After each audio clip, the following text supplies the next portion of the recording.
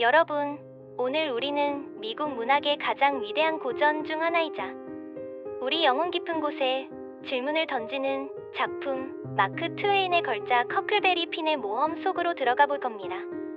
단순히 옛날 이야기가 아니에요. 이 이야기는 자유와 인간의 존엄성, 그리고 무엇이 진정한 도덕인지에 대한 끊임없는 질문을 던지면서 시대를 초월하는 울림을 선사하죠. 마치 안개에 자욱한 미시시피 강 위에 배 한 척이 떠다니는 것처럼 알 수 없는 불안감과 함께 웅장하고도 신비로운 여정이 시작됩니다. 이 강은 단순한 물길이 아니라 시대의 흐름과 인간의 운명을 상징하는 거대한 존재로 다가옵니다. 이야기의 중심에는 우리의 주인공 허클베리 허핀이 있습니다. 그는 단순히 세상 물정 모르는 장난꾸러기가 아닙니다. 헉은 문명 사회의 틀에 갇히기를 거부하는 자유분방하고 독립적인 영혼을 지녔습니다.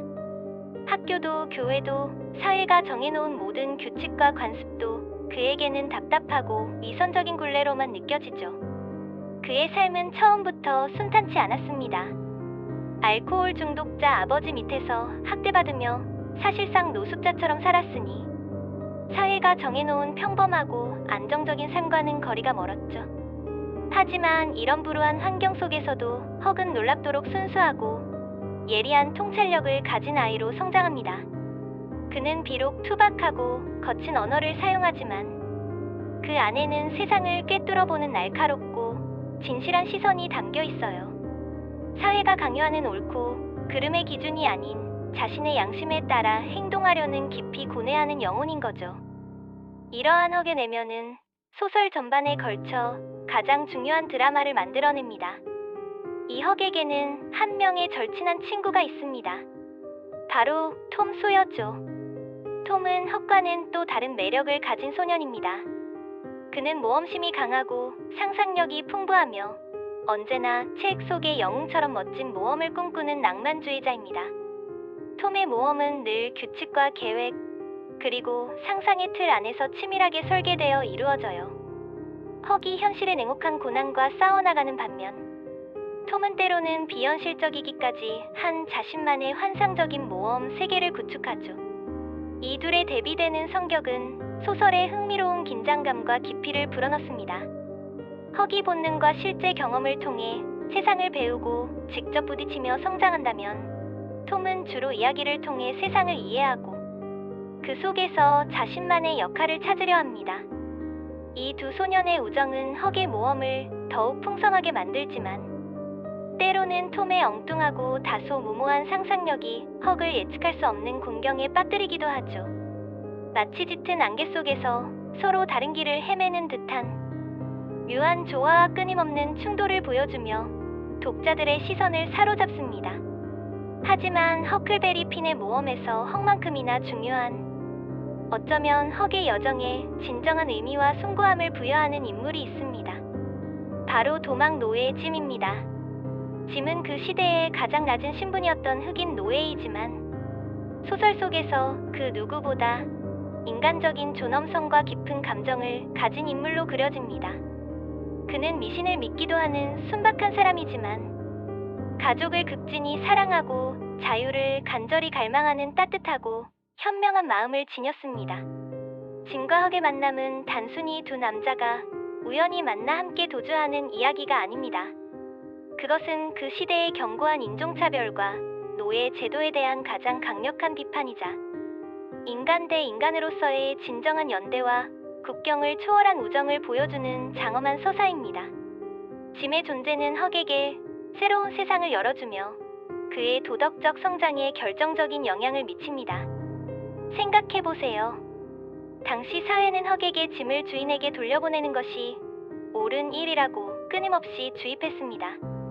노예를 돕는 것은 죄악이고 법을 어기는 것이며 신의 뜻에 거스르는 행위라고 가르쳤죠.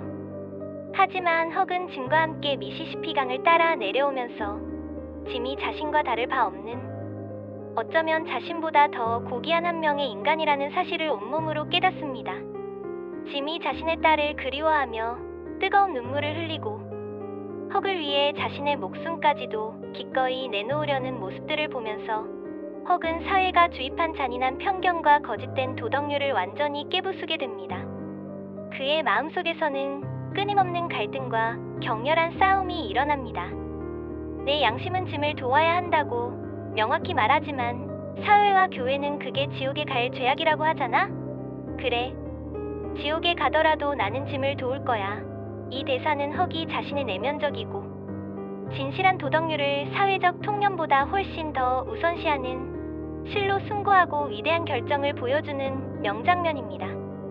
이 순간 헉은 단순한 소년이 아니라 옳고 그름에 대해 깊이 고뇌하고 자신만의 확고한 답을 찾아가는 진정한 영웅으로 거듭나는 거죠. 그의 행동은 시대를 초월하는 인간 본연의 선의를 보여줍니다.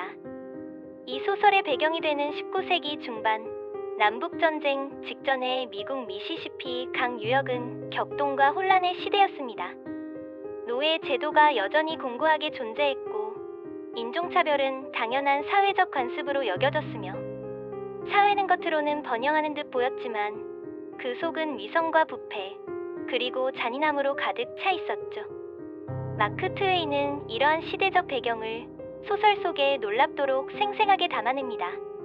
강을 따라 미시시피를 오르내리면서 헉과 짐은 다양한 인간 군상들을 만나게 됩니다.